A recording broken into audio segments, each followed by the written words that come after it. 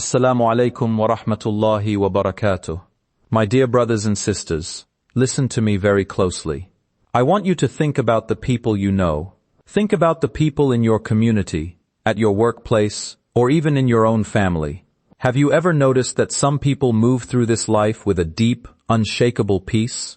They face crises, they face financial stress, they face health issues, yet there is a calmness in their eyes, a quiet dignity. And then, you look at others. Maybe you look in the mirror, and you see yourself. People who feel like their entire world is collapsing with every little inconvenience. A delayed email, a harsh word from a spouse, a bill in the mail, and they are completely undone. They are anxious. They are exhausted. They are constantly running on empty. What is the secret? What is the difference? Is it luck? Is it wealth? Is it a better genetics pool? No. I am going to share with you something deeply personal today, something that completely transformed my life, and I pray it transforms yours. There is a specific window of time in your day, a window so quiet, so sacred, and so profoundly powerful, that it has the ability to completely rewrite your destiny. There is a specific dua, a specific connection made in the quiet moments right after the Fajr prayer, that changes everything. And once you discover the true weight of it, once you understand what is actually happening in the unseen during those minutes, you will never, ever skip it again. Let us be honest with each other. Think about how your day usually begins. The alarm goes off. It is jarring. It is loud. The world outside your window is dark, cold, and completely silent. Your bed is warm. It is comfortable. And in that exact moment, a heavy, seductive whisper enters your mind. It is the whisper of your nafs, and it is amplified by shaitan. It says, just 5 more minutes.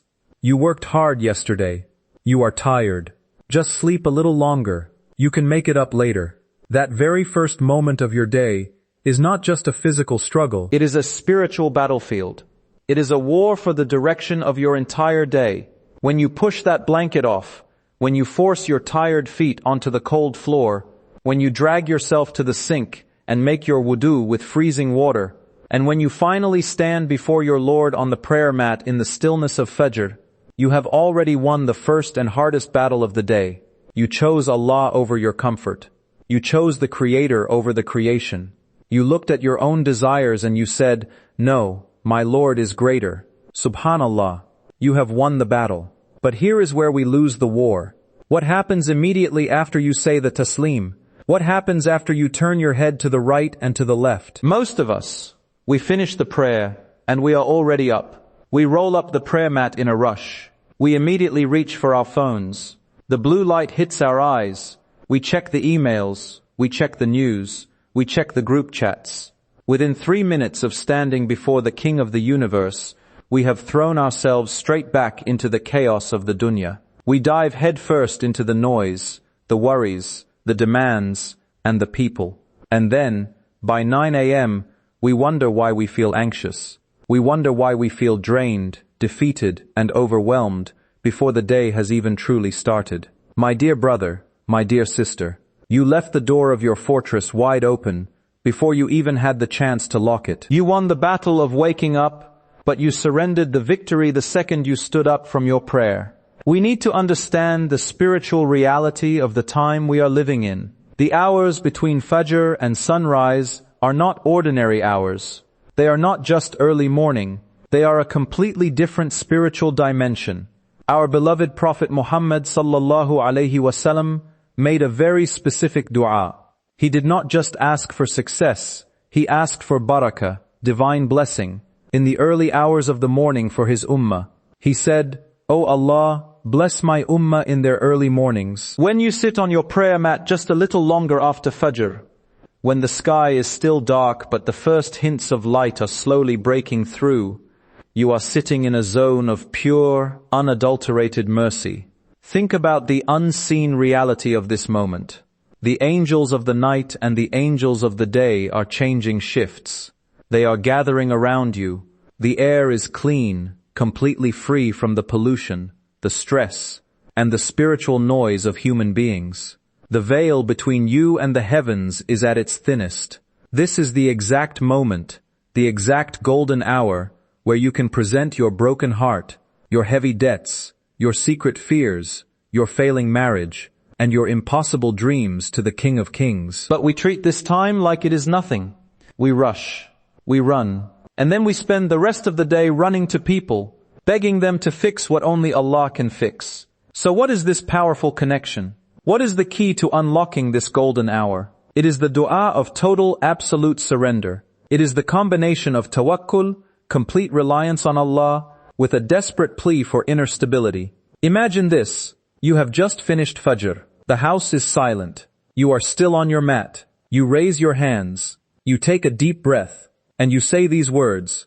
But this time, you actually feel them in your heart. Ya Hayyu Ya Qayyum. Birahmatika astaghith. Aslih li sha'ni kullahu. Wa la takilni ila nafsi tarfata ayn. Let us break this down. Let us really understand the weight of what you are saying. Because if you understand it, it will bring tears to your eyes. Ya Hayyu Ya Qayyum, O ever-living, O sustainer of all that exists. You are acknowledging who you are talking to. You are not talking to a created being. You are talking to the source of all life, the one who holds the universe together every single second.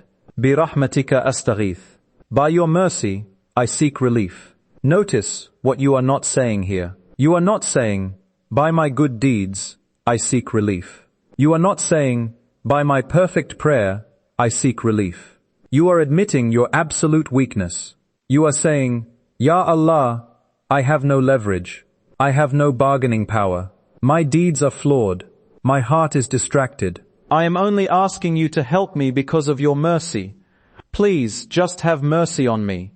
Aslih li sha'ni kullahu. Fix for me all of my affairs, not just the big things. Not just my career or my health. Kullahu. All of it. Fix my relationship with my spouse. Fix my relationship with my children. Fix my financial anxiety. Fix the whispers in my mind. Fix my deen. Take control of the mess that I have made of my life. And then comes the climax.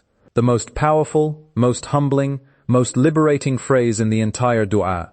وَلَا تَكِلْنِي إِلَى نَفْسِ طَرْفَةَ عَيْنٍ. And do not entrust me to myself, even for the blink of an eye. Subhanallah. Do you understand the depth of this? You are explicitly telling Allah, Ya Allah, I give up. I give up trying to control everything. I give up relying on my own weak mind, my own limited strength, and my own anxious heart. I have tried running my life my way, and I am exhausted. I am broken. So please, do not leave me to myself for even a fraction of a second. Because if you leave me to myself for the blink of an eye, I will ruin it. Take charge. You are in control now. When you make this dua with absolute sincerity, with your forehead touching the ground or your hands raised in the quiet of the dawn, something massive shifts in the heavens. The problems that looked like towering, insurmountable mountains when you went to bed suddenly look small. Why? Because you have handed them over to the one who moves mountains. You have transferred the weight of your worries from your weak shoulders to the shoulders of Al-Qawi, the most strong. Now let me tell you why you must never ever skip this. Why do the people who guard their post-Fajr remembrance look so different? Why do they have a light in their faces? Because their anchor is secure. When you skip this moment, you are walking out into a brutal, unforgiving world, naked and unarmed. You are stepping onto a battlefield without your armor. You are facing heartbreaks, traffic, difficult bosses, family pressures, financial stress, and the internal whispers of doubt using only your own fragile human energy. Of course you feel burnt out. Of course you feel like breaking down by noon. You are trying to carry the weight of the dunya on your own shoulders. And you were only created to carry the weight of your own soul.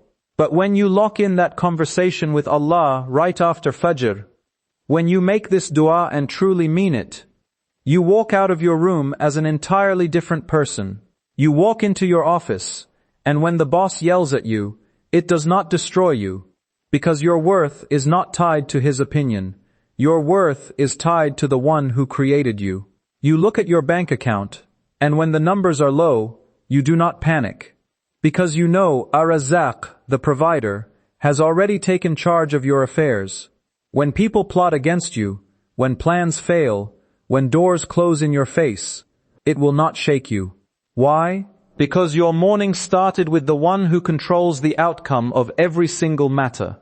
You have already secured your peace before the world even had a chance to try and steal it. My beloved brothers and sisters, I am not asking you to change your entire life today. I am just asking you to change your morning. Change your mornings, and I promise you, by the grace of Allah, He will change your life. Tomorrow morning, when the alarm goes off, fight the whisper. Get up, make your wudu, stand before your Lord, and when you finish your Fajr prayer, I want you to make a radical decision. Do not rush away. Do not reach for your phone. Put the phone in another room if you have to. Stay right there on your mat. Let the world sleep while you talk to the King. Raise your hands. Breathe out your exhaustion. Breathe out your anxiety. And anchor your heart to the Creator with this powerful dua. Say it in Arabic, and then say it in your own language. Cry if you have to. Pour your heart out. Tell Him, Ya Allah, do not leave me to myself. I am weak. You are strong. Fix my affairs. Make a sacred promise to yourself today. I will never let the noise of the dunya rob me of my morning quiet with Allah. I will not walk into my day unarmed. If you do this, if you guard this golden hour, you will find a version of yourself that you have been looking for your entire life. You will find a heart that is at peace, a heart that is anchored, a heart that is ready for whatever this world throws at it, because it knows exactly where its true refuge lies. Alhamdulillah, may Allah raise mornings. May He fill your days with His light, your chest with His tranquility, and grant you a heart that never ever loses hope in His infinite mercy. May He make us among those who remember Him in the early hours of the dawn. وآخر دعوانا أن الحمد لله رب العالمين. السلام عليكم ورحمة الله وبركاته.